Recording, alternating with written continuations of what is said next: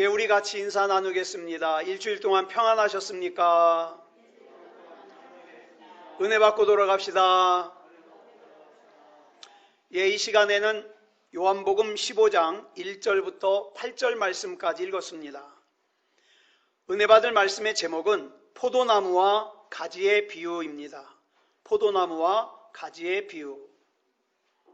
오늘 본문 말씀은 여러분 잘 아시는 최후의 만찬을 마치신 예수님께서 이제 마지막 기도를 하러 겟세마네 동산에 오르시기 전에 제자들에게 마지막으로 남기신 말씀 중에 포도나무와 가지의 비유라고 일컬어지는 아주 유명한 말씀입니다. 여기서 본문 1절을 보면 이렇게 비유하고 있습니다. 예수님은 참 포도나무예요. 성부 하나님은 농부이세요. 이렇게 비유하고 있어요. 그리고 본문 5절을 보면 저와 여러분은, 구원받은 저와 여러분은 가지라고 말씀하고 있습니다. 그런데 본문 1절에서 우리가 주목해야 될 것이 예수님을 그냥 포도나무라고 하지 않고 뭐라고 합니까? 참 포도나무라고 그래요. 참 포도나무. 여기서 앞에 붙은 이 참이라는 말은 거짓의 반대말의 뜻을 가진 참이 아니라 어떤 의미를 가지고 있냐? 완전하다, 거룩하다, 영원하다라는 의미를 가지고 있습니다. 그리고 저와 여러분은 이 참 포도나무이신 예수님께 붙은 가지잖아요.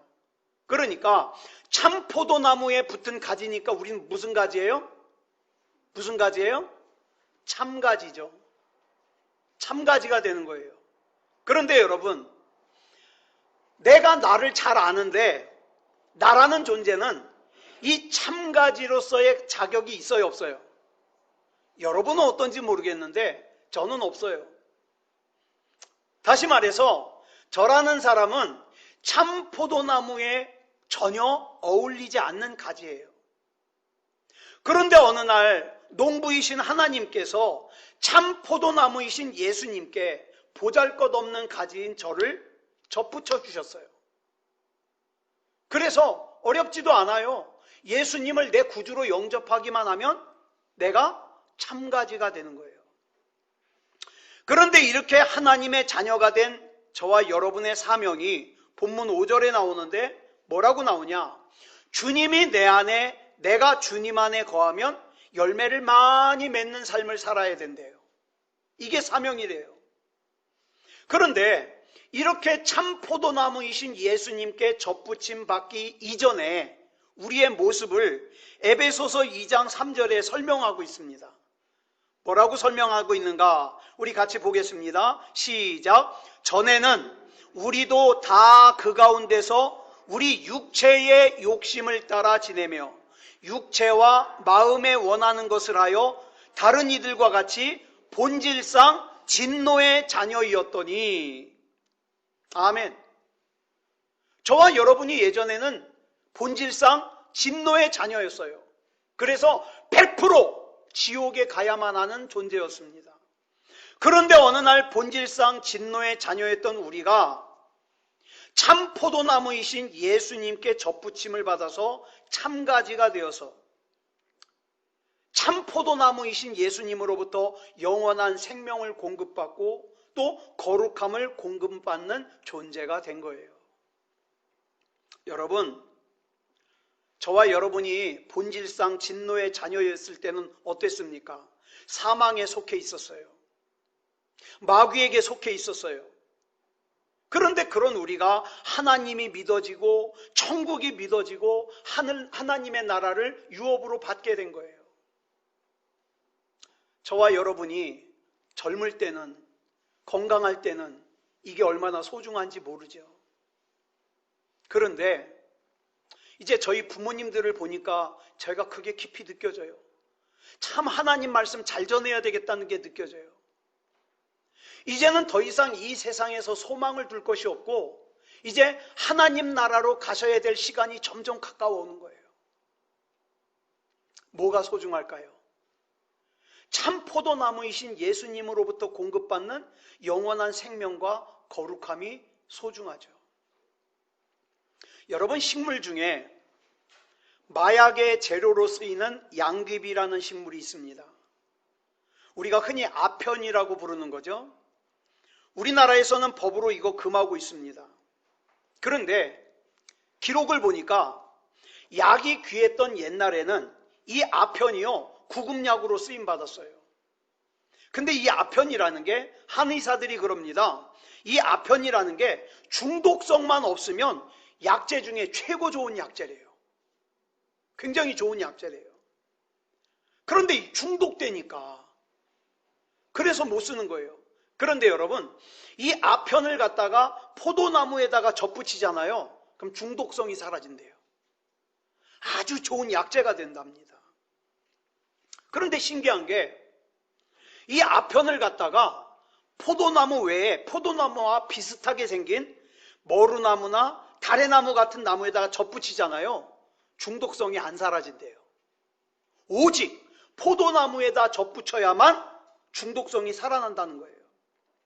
혹시 여러분 중에 이창원 목사의 말이 진짜인가 거짓말인가 확인하겠다고 집에서 아편을 재배했다가는 큰일 납니다. 스탠팔찌 차요. 절대 키우면 안 돼요. 자, 여러분, 저와 여러분은요, 죄와 그 다음에 사망에 중독된 채로 태어났어요. 그걸 성경은 뭐라 그랬어요? 본질상 진노의 자녀라 그랬어요. 아편 같은 존재예요. 그래서 고린도전서 13장 11절에 보니까 사도 바울이 본질상 진노의 자녀의 특징을 이렇게 설명합니다. 뭐라고 설명합니까? 첫 번째 줄친 게 말하는 것이 어린아이 같고, 두 번째로 깨닫는 것이 어린아이 같고, 세 번째로 생각하는 것이 어린아이 같아요. 구원받기 전에, 예수님을 구주로 영접하기 전에는 말하는 것도 어린아이 같고, 깨닫는 것도 어린아이 같고, 생각하는 것도 어린아이 같아요. 그로 인해서 어떤 결과가 초래되느냐? 자기도 힘들어요. 그리고 자기 때문에 내 옆에 있는 사람도 힘들어요. 그래서 뭐라 그래요? 사망적인 존재라는 거예요. 나 때문에 나도 힘들고 다른 사람도 힘들게 하니까. 그런데 이렇게 아편같이 사망적인 존재였던 우리를 하나님께서 참 포도나무이신 예수님께 접붙여 주셔서 말하는 것도 어린아이 같고 깨닫는 것도 어린아이 같고 생각하는 것도 어린아이 같았던 옛날 일을 버리고 구원받은 하나님의 자녀가 되게 하셨어요. 자, 아편이 포도나무에 접붙여져 가지고 중독성이 사라지고 누군가를 살리는 약이 되듯이 저와 여러분이 예수 그리스도라고 하는 참 포도나무에 접붙임을 받아서 예수 그리스도를 구주로 영접하고 접붙임을 받아서 죄로 인한 독성이 저와 여러분에게서 사라지니까 내 말 때문에 상처받는 사람이 없어요. 내 깨닫는 것이 어리석질 않아요. 내가 생각하는 것이 죄짓질 않아요. 이렇게 변하더라는 거예요. 참 포도나무이신 예수님과 가지인 나와의 관계가 무슨 관계냐? 생명을 주고받는 관계예요. 그래서 예수님이 중요한 거예요. 그래서 우리는 생명이신 예수님을 믿어도 되고 안 믿어도 되는 관계가 아니라 반드시 믿어야만 하는 그런 관계라 이 말이에요. 그래서 본문 5절을 보면 참 포도나무이신 예수님을 떠나서는 우리가 아무것도 할 수 없다 그러는 거예요. 아무것도 할 수 없다. 가지가 나무에 붙어 있어야만 생명을 유지할 수 있는 것처럼 구원받은 저와 여러분은 반드시 예수님께 붙어 있어야 됩니다. 자기가 좀 잘난 것 같아서, 나는 예수 안 믿어도 될 것 같아서, 난 예배 안 드려도 될 것 같아서 참 포도나무에서 떨어져 나가는 순간, 그 순간부터 그 가지는 뭐예요? 죽은 가지예요. 점점 말라질 거예요. 여러분, 가지는 나무에서부터 시작됐습니다. 그래서 가지라는 것은요, 나무에 붙어 있을 때에만 생명이 있고 삶의 의미가 있는 거예요. 그 나무로부터 떨어져 나가는 순간 어떻습니까? 이미 사망적인 존재가 되는 거예요. 점점 우울해지고 점점 그늘에 덮여지고 점점 생명으로부터 멀어져 가는 거예요. 여러분, 에덴 동산에서 아담과 하와가 하나님으로부터 생기를 받아 생명이 되었지만 하나님께서 절대로 먹지 말라고 한 선악과를 따먹죠. 선악과를 따먹는 순간 어떻게 됐습니까? 하나님과의 관계가 단절됐어요. 그래서 하나님으로부터 떨어져 나간 가지가 되고 말았습니다. 탕자가 아버지 옆에서 살 때 어땠어요? 아버지랑 같이 사는 게 불편해요. 난 내 맘대로 살았으면 좋겠어. 돈도 내 맘대로 쓰고, 잠자는 것도 내 맘대로 자고, 일어나는 것도 내 맘대로 일어나고, 사는 것도 다 내 맘대로 했으면 좋겠어요. 마찬가지예요. 우리도 참 포도나무이신 예수님께 붙어 있는 것을 불편해할 때가 많아요. 예를 들면 꼬박꼬박 빠지지 않고 예배 드리는 것도 불편하고, 기도를 자주 해야 되는 것도 불편하고, 헌금 생활을 해야 되는 것도 불편하고, 전도하라는 소리도 불편해요. 그래서 우리 마음속에 이런 생각을 가집니다. 난 내 마음대로 할 수만 있다면 주님과 계속 같이 있는 게 아니라 필요할 때만 주님과 같이 있고, 평소에는 주님과 좀 멀리 떨어져서 살았으면 좋겠어요. 그런 생각할 때가 있죠. 탕자라서 그래요. 네? 탕자라서 그래요. 그런데 아버지를 떠나 집을 나갔던 탕자가 자기에게 있어서 아버지가 어떤 존재라는 걸 깨닫는 순간 어떡합니까? 아버지께로 돌아올 수밖에 없어요. 나라고 하는 존재는 아버지가 아니면 안 되는구나. 내가 아버지를 떠나는 순간 점점 사망으로 향해서 가는구나. 점점 파멸을 향해서 가는구나. 그걸 깨닫게 되는 거죠. 이렇게 나에게 있어서 아버지가 어떤 존재인가를 깨닫고 나니까 내가 아버지 집에서 품꾼으로 있을지라도 나는 아버지께로 돌아가야 되겠다고 결정을 내리는 거예요. 아까 앞에서 말씀을 시작하면서 참 포도나무에서 앞에 붙은 참자는 거짓의 반대말을 뜻하는 참자가 아니라 완전하다, 거룩하다, 영원하다라는 뜻을 가지고 있다고 말씀드렸어요. 그렇기 때문에 저와 여러분 가지만 놓고 보면 참 부족한 가지인데, 그런데 참 포도나무이신 예수 그리스도께 접붙여주는 순간 우리는 어떤 가지가 되는 거예요? 참가지가 되는 거예요. 참가지가 된다는 건 무슨 뜻이냐? 완전한 가지가 되는 거예요. 거룩한 가지가 되는 거예요. 영원한 가지가 되는 거예요. 마치 가지가 나무에게서 생명을 공급받아 살아나는 것처럼 저와 여러분은 예수 그리스도로부터 생명을 공급받는 거예요. 그런데요, 참 포도나무이신 예수님으로부터 단절된 가지는요, 자기가 죽어가는데도 예수님 안 찾아요. 자기가 말라가는데도 예수님 안 찾아요. 자기가 보기에도 자기 인생이 망해가고 있는데도 예수님 안 찾아요. 왜냐? 단절되어 있기 때문에. 그렇다면 여기서 말하는 생명이라는 게 도대체 어떤 생명이냐? 완전한 생명이에요. 거룩한 생명이에요. 영원한 생명이에요.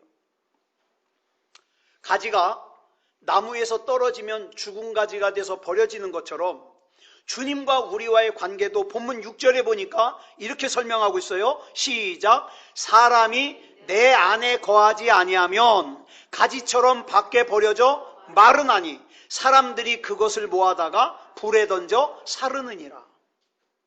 참 포도나무와 가지와의 관계에서 가장 중요한 것은 뭐냐? 생명입니다. 생명. 예수 그리스도가 아니면 저와 여러분은 죽은 가지예요. 교회 아무리 열심히 빠지지 않고 나와도 예수님과 관계가 없으면 죽은 가지예요. 참 포도나무와 가지와의 관계는 또 무슨 관계냐? 영원한 관계예요. 예수 그리스도와 우리와 맺은 관계는 이 세상에서뿐만 아니라 영원한 나라인 하나님의 나라까지 이어지는 관계예요. 여러분, 그런 사람들 있죠? 이 세상에서 살 때 나는 이 사람과 떨어지면 도저히 못 살 것 같아. 아마 그런 친구가 있을지도 몰라요. 그런 이웃이 있을지도 몰라요. 또 가까이는 부부가 그럴 수도 있어요. 난 당신 없으면 못 살 것 같아. 그럴 수 있어요. 그래서 한때는 떨어져서 전혀 못 살 것처럼 하다가도 어때요? 싸우거나 이사를 가거나 해서 헤어지게 되죠? 헤어져도 잘 살아요. 그렇죠? 특히 여러분, 부모와 형제와의 관계를 무슨 관계라 그러냐? 하나님이 맺어줘서 내 마음대로 끊을 수 없는 관계라 그래서 뭐라고 부르냐? 천륜이라고 불러요. 천륜. 그런데 여러분, 이 천륜도 죽음 앞에선 끊어집니다. 예, 죽음 앞에선 끊어져요. 그러므로 여러분, 이 세상에서는 영원한 관계라는 게 없어요. 그런데 참 포도나무이신 예수님은 이 세상에서도 우리의 생명이시지만 우리가 이 세상을 떠나고 난 다음에도 영원한 하나님의 나라에서 우리의 생명이십니다. 그러니까 중요한 거예요. 그래서 예수님께서 마태복음 6장 19절로 20절에서 이렇게 말씀하십니다. 시작. 너희를 위하여 보물을 땅에 쌓아두지 말라. 거기는 좀과 동록이 해하며 도둑이 구멍을 뚫고 도둑질하느니라. 오직 너희를 위하여 보물을 하늘에 쌓아두라. 거기는 좀이나 동록이 해하지 못하며 도둑이 구멍을 뚫지도 못하고 도둑질도 못하느니라. 이런 주님을 떠난다? 그건 영원한 생명을 포기하는 거죠. 여러분, 출애굽을 하잖아요, 이스라엘 백성이. 출애굽을 한 이스라엘 백성에게 있어서 불행이 뭔지 아십니까? 여러분, 이스라엘 백성의 출애굽을 한 이스라엘 백성에게서의 불행은 광야라고 하는 환경이 아니에요. 언뜻 생각하면 아우 광야 생활을 40년이나 하니까 참 불행해? 아니에요. 광야라는 환경이 불행한 게 아니라 뭐가 불행하냐? 나는 누구인가? 나는 누구여야 되는가? 나는 무엇으로 살아야 되는 존재인가를 모르는 게 불행인 거예요. 예? 적어도 내가 애굽에서 나왔으면 이제는 나는 애굽과 상관이 없는 사람이라는 걸 알아야 되는데 이스라엘 백성은 애굽에서 나와서도 여전히 마음속에 애굽을 두고 있어요. 애굽에 대한 미련을 버리지 못해요. 그래가지고 툭하면 어떡합니까? 모세를 죽이고 애굽으로 돌아가재요. 자기가 마음만 먹으면 애굽으로 다시 돌아가도 되는 줄 알아요. 착각이죠. 이게 불행한 거예요. 여러분, 참 포도나무에 붙어있는 가지는 참 포도나무이신 예수님으로부터 영원한 생명을 공급받는 그런 사람들이에요. 그렇기 때문에 그 안에 담겨져 있는 주님의 거룩을 공급받아야 되고 은혜를 공급받아야 되고 영원을 공급받아야 돼요. 그런데 여기서 우리가 조심해야 될 함정이 하나 있습니다. 뭐냐? 저와 여러분이 참 포도나무에 붙어있는 가지가 돼야지 가지에 붙어있는 가지가 되면 안 돼요. 이거 아주 중요한 거예요. 자, 한번 여러분 자신에게 질문해 보세요. 나는 지금 나에게 영원한 생명을 공급해 주시는 참 포도나무이신 예수 그리스도께 붙어 있는가? 이거 한번 질문해 보세요. 가지에 붙어 있는 가지는 이단이에요. 네? 그럼 이단만 그렇습니까? 아니요. 우리 같은 교회도요, 지나치게 사람을 의지하면 죽은 가지에 붙어 있는 가지가 됩니다. 다시 한번 묻습니다. 지금 나의 신앙은 참 포도나무이신 예수 그리스도께 붙어 있는 신앙인가? 아니면 딴 거에 붙어 있는가? 만약 예수 그리스도가 아닌 다른 것에 붙어 있는 신앙이면 큰일이에요. 그러면 안 돼요. 여러분은 이창원 목사에게 붙어 있는 가지가 되면 안 돼요. 우리 옆에 있는 권사님에게 붙어 있는 가지가 되면 안 돼요. 오직 예수 그리스도께 붙어 있는 가지가 되어야 돼요. 그런데 악한 마귀는 자꾸만 속입니다. 참 포도나무이신 예수 그리스도가 아닌 자꾸 다른 가지에 붙어 있게 해요. 그래서 어떡합니까? 우리 인생을 빼앗고 우리 신앙을 빼앗고 우리 영혼을 빼앗으려고 막 함정을 막 파놨어요. 예를 들면 예수님보다 어떤 특정한 모임이라는 가지에 붙어 있어요. 어떤 특정한 사역이라고 하는 가지에 붙어 있어요. 예수님보다 특정한 어떤 사람이라는 가지에 붙어 있어요. 제가 그동안 전도사 생활, 목사 생활하면서 보니까 제가 만난 사람 중에서 예수님 때문에 시험 든 사람은 한 사람도 못 봤어요. 근데 모임 때문에 시험 든 사람은 많이 봤어요. 교회 때문에 시험 든 사람 많이 봤어요. 사람 때문에 시험 든 사람 많이 봤어요. 자기가 교회에서 하는 일 때문에 시험 든 사람 많이 봤어요. 그래가지고 그것 때문에 시험 들어가지고 예수님으로부터 떨어져 나가고 예배로부터 떨어져 나가는 거예요. 뭡니까? 가지에 붙어 있는 가지예요. 참 포도나무이신 예수님께 붙어 있어야 되는데 딴 거에 붙어 있는 거예요. 그러니까 같이 떨어지는 거예요. 여기서 예수 그리스도 외에 다른 가지에 붙어 있는 가지가 되지 말아야 하는 이유는 그 가지가 나빠서가 붙어 있지 말라는 말이 아니에요. 지금 이 말은요, 여러분이 이창원 목사라고 하는 가지에 붙으면 안 된다는 한 말은 이창원 목사가 나빠서라는 말이 아니에요. 그럼 왜 붙어 있으면 안 될까요? 이창원 목사라고 하는 가지 역시도 약한 가지예요. 근데 이 가지에 붙어 있다가 이 가지가 떨어지면 어떻게 해요? 같이 떨어지잖아요. 그래서 가지에 붙어 있으면 안 된다 이 말입니다. 오직 예수 그리스도. 내가 누군가 때문에 시험에 들어서 신앙이 흔들렸다면 그거 예수 믿은 게 아니에요. 그 가지를 믿은 거지. 성경 어디에서 그 가지에 붙어 있으라 그랬어요? 예수께 붙어 있자. 예수 그리스도께. 그러면 가지된 우리의 사명은 뭘까요? 가지된 우리의 사명은 농부 되신 우리 하나님의 기대에서부터 시작됩니다. 우리 하나님이 뭘 기대하실까요? 하나님께서는 가지된 저와 여러분에게 열매를 기대하십니다. 이것이 자격 없는 우리를 참 포도나무이신 예수님께 접붙여 주신 이유예요. 농부 되신 우리 하나님께서는 그저 저와 여러분을 보기 좋은 관상용으로 기르시는 게 아니에요. 네? 그러니까 여러분 너무 그렇게 때 빼고 광내고 그럴 필요 없어요. 사람은 때 빼고 광내는 거 보지만 하나님은 그거 안 보셔요. 열매 보셔요. 열매. 농부 되신 우리 하나님께서는 우리가 또 이파리만 무성한 막 사람들의 눈에 보기에 대단해 보이는 그런 포도나무를 보시는 게 아니에요. 열매 보셔요. 농부 되신 우리 하나님의 기대에 대하여 본문 2절에 이렇게 말씀하고 있습니다. 시작. 무릇 내게 붙어 있어 열매를 맺지 아니하는 가지는 아버지께서 그것을 제거해 버리시고 무릇 열매를 맺는 가지는 더 열매를 맺게 하려 하여 그것을 깨끗하게 하시느니라. 내가 참 포도나무에 참 가지된 성도라면 반드시 맺어야만 하는 열매가 있습니다. 본문에 나오는 참 포도나무에 붙어있는 가지를 시편 1편 3절을 보니까 뭐라고 표현하고 있냐? 시냇가에 심은 나무라고 표현하고 있어요. 이 시냇가에 심은 나무가 어떻다 그랬습니까? 철을 따라 열매를 맺으며 이렇게 말씀하고 있어요. 여기서 철을 따라 열매를 맺는다는 말은 이런 뜻이에요.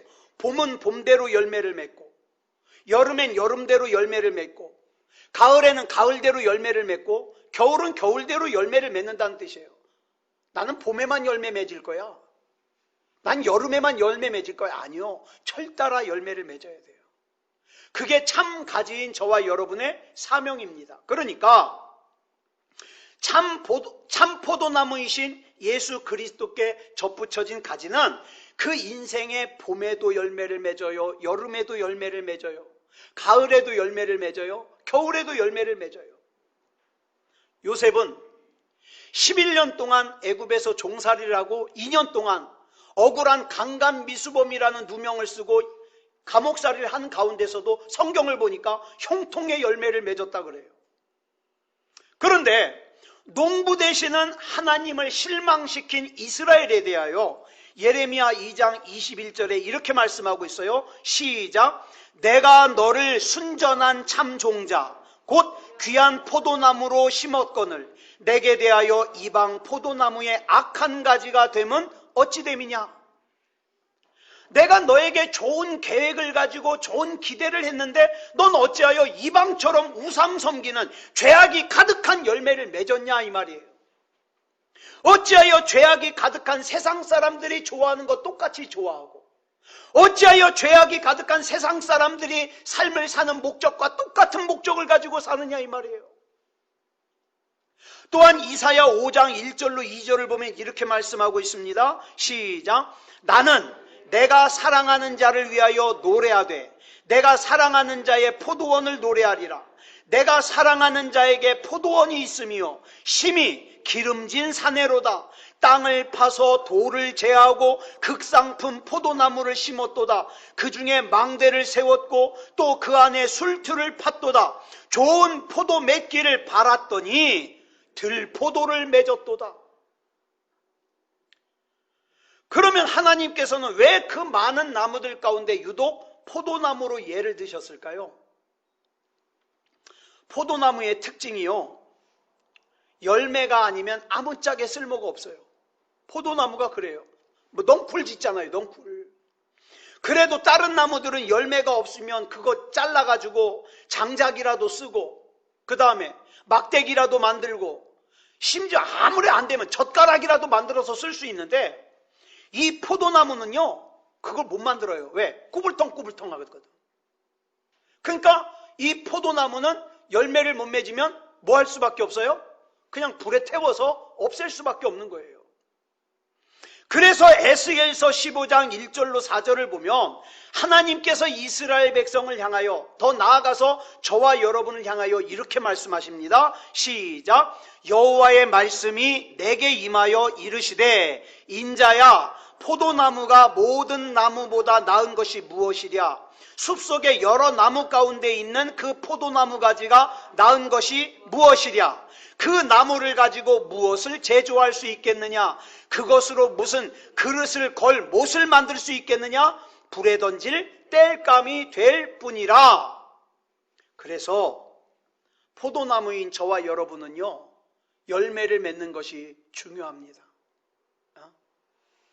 그래서 농부 되시는 하나님께서는 우리로 하여금 더 많은 열매를 맺게 하시려고 때로는 퇴비를 주십니다. 그 다음에 가지치기를 하십니다.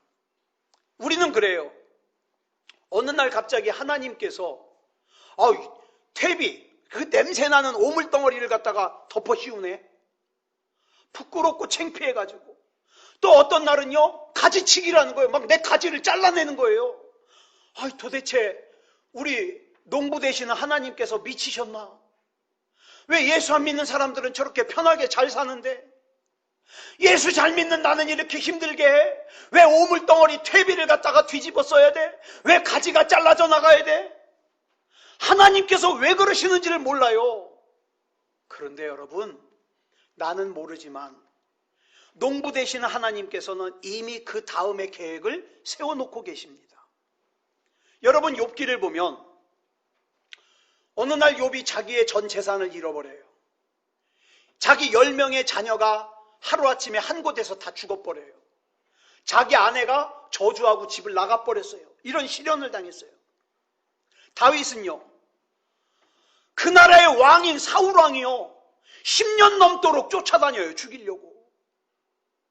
바울은요, 육체의 가시, 또는 성경에 이렇게 나와요, 사탄의 가시라고 할 수 있는 질병이 있었어요. 자, 원망할 만하죠. 내가 하나님 말씀대로 살려고 애쓰는데 왜 이런 어려움이 나한테 있어요? 근데 기억하세요. 하나님은 그 다음의 계획을 세워놓으셨습니다. 욥은, 다윗은, 바울은 하나님이 그 다음의 계획을 세워놓으신 그 계획을 신뢰했기 때문에 무너지지 않았어요. 이게 믿음입니다. 여러분, 그 하나님을 신뢰하지 못하면 어려움 당할 때 무너져요. 하나님 없어! 나 이제 신앙생활 안 할 거야. 무너진다고요. 그러나 그 다음 계획을 신뢰하는 사람은 무너지질 않아요. 또 나무에서 가지가 나오는 것을 보면, 여러분, 그 나무에서 가장 처음에 나온 가지가 위에 있을까요? 아래에 있을까요? 예? 어려워요? 그 나무에서, 나무가 있고 가지가 이렇게 나는데 제일 처음에 나온 가지가 위에 있어요? 아래에 있어요? 아래에 있죠? 아래에 있어요. 자, 그러면 또 하나 질문. 제일 처음에 나온 가지가 딱딱해요? 맨 나중에 나온 가지가 딱딱해요? 처음에 나온 가지가 딱딱하죠. 잘 들으세요. 아주 중요한 말씀을 드리려고 그래요. 가장 먼저 나온 밑가지는 가장 아래에 있어요. 두 번째 나온 가지는 그 위에 있어요. 세 번째 나온 가지는 그 위에 있어요. 언제나 가장 위에, 가장 잘 보이는 곳에는 가장 늦게 나온 약한 가지가 있어요.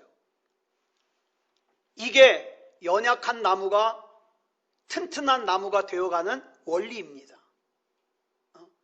만일 첫 번째 나온 가지가 야, 내가 제일 먼저 나왔으니까 내가 제일 윗자리 차지할게 그러면서 그럴 리는 없지만 제일 처음에 나온 가지가 위를 차지해요. 그리고 나중에 나온 가지일수록 밑으로 가요. 밑에 나오는 가지는 약하다 그랬죠. 바람 불면 그 나무는 꺾어져 버려요. 그쵸? 먼저 나온 튼튼한 가지가 밑에서 버텨줘야 그 나무가 튼튼하다 이 말이에요. 교회도 그래요. 먼저 나온 가지가 먼저 예수님을 만나고 먼저 신앙 고백을 한 가지가 말없이 묵묵하게 버텨주는 그 교회가 건강한 교회예요. 집도 그래요. 먼저 예수님을 만난 가지가 든든하게 버텨줘야 막 새롭게 올라가는 자녀들이 어떡합니까? 그 밑가지인 부모를 보고 어떡합니까? 믿음으로 사는 거예요.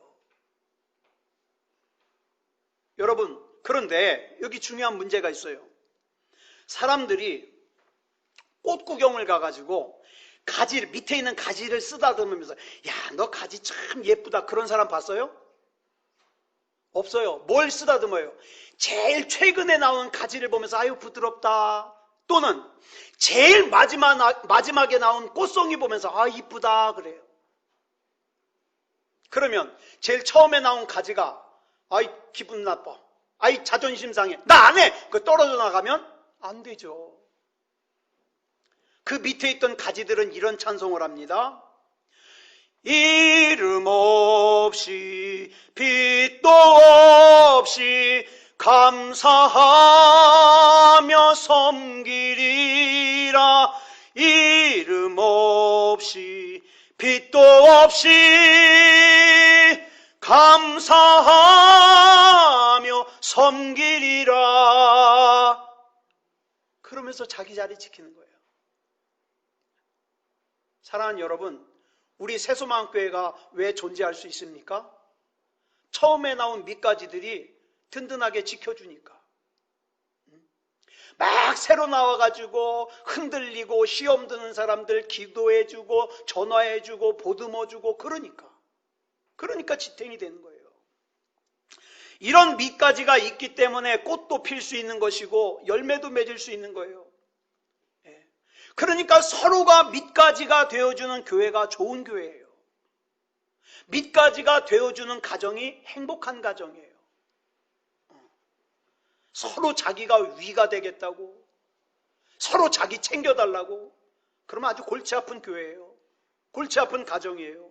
골치 아픈 공동체예요. 그래서 마태복음 20장 28절을 보면 예수님께서 오신 이유를 이렇게 설명합니다. 시작. 인자가 온 것은 섬김을 받으려 함이 아니라 도리어 섬기려 하고 자기 목숨을 많은 사람의 대속물로 주려 함이니라. 예를 들어서 우리 교회에서 이제 중직을 또 세웠어요. 권사를 세우고 장로를 세웠어요. 그런데 나보다 새소망교회 늦게 나온 사람이 된 거야. 그러면 아직 예수님을 닮지 못한 사람 같으면 어떻게 해요? 내가 먼저 나왔는데 시험 들죠. 밑가지가 되기 싫은 거예요. 저 평화교회에 있을 때 그런 사람이 있었어요.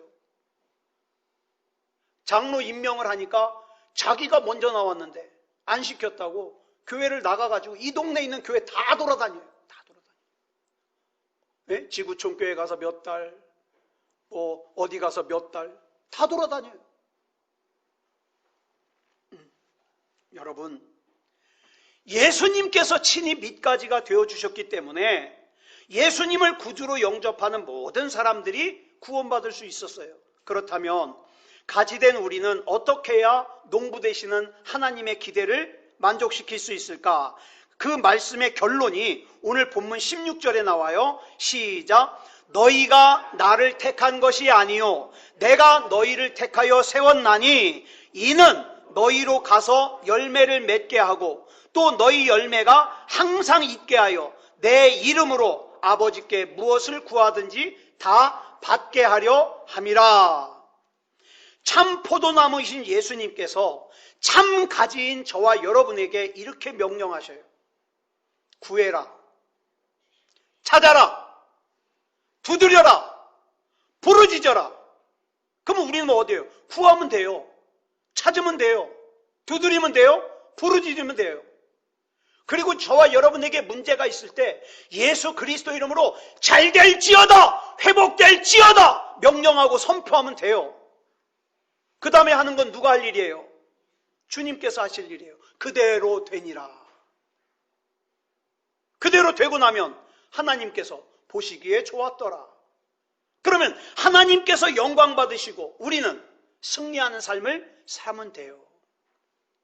사랑하는 여러분, 우리 주님 앞에 서는 날까지 가지에 붙어 있지 마시기 바랍니다. 저도 여러분도 예수 믿는 사람들이에요. 가지에 붙어 있지 말고 예수님께 꼭 붙어 있어서 예수님께서 나에게 뭐라고 말씀하시는지, 예수님께서 나에게 무엇을 원하시는지 그 말씀을 깨닫고 그대로 살아 열매를 맺는 거. 그래서 하나님 앞에 감사하는 날이 무슨 날이에요? 따라하겠습니다. 추수감사주일.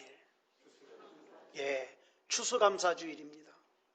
이걸 모르는 사람은 왜 나는 농사도 안 짓는데 추수감사야? 아니요. 내가 예수 그리스도께 붙어 있어서 지금까지 생명을 누렸잖아요. 앞으로도 누릴 거잖아요. 그 추수감사 예배를 드리는 거예요. 아무쪼록 이런 감사가 넘치는 저와 여러분이 되시기를 그리스도 예수님의 이름으로 축복합니다. 기도하겠습니다. 사랑의 아버지 하나님, 감사합니다. 오늘 우리 추수감사주의를 맞아 포도나무와 가지의 비유를 살폈습니다.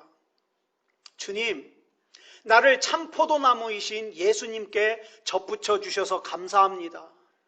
그래서 하나님이 믿어지고 천국이 믿어지고 또 하나님께서 나에게 맡겨주신 사명이 깨달아짐을 감사합니다. 사랑의 아버지 하나님, 우리 주님 앞에 서는 그날까지 참 포도나무이신 예수님께 붙어있게 해주시옵소서. 다른 가지에 붙어있지 말게 하여 주시고 그저 믿음다운 믿음으로 하나님 앞에 살아 훗날 주님 앞에 섰을 때 잘했다 칭찬 들을 수 있는 믿음다운 믿음이 되게 해 주시옵소서. 사랑의 아버지 하나님, 우리 힘든 교우들이 많습니다. 하나님이 위로해 주시옵소서. 예수 그리스도 이름으로 질병이 쫓겨나가게 하여 주시고 예수 그리스도 이름으로 우울한 감정이 쫓겨나가게 하여 주시고 모두 다 결박하여 무적행에 던져지고 하나님이 주시는 생명을, 하나님이 주시는 기쁨을 맛보며 살게 주시옵소서. 사랑의 아버지 하나님, 이런 체험과 이런 승리의 간증이 있는 우리의 삶이 되어 오늘 드려지는 이 추수감사 예배가 그저 형식적인 추수감사 예배가 아니라 진짜로 하나님 앞에 감사하는 그런 예배이게 하여 주시옵소서. 우리 주님께서 붙잡아 주실 줄 믿사오며 그리스도 예수님의 이름으로 간절히 기도드렸사옵나이다. 아멘.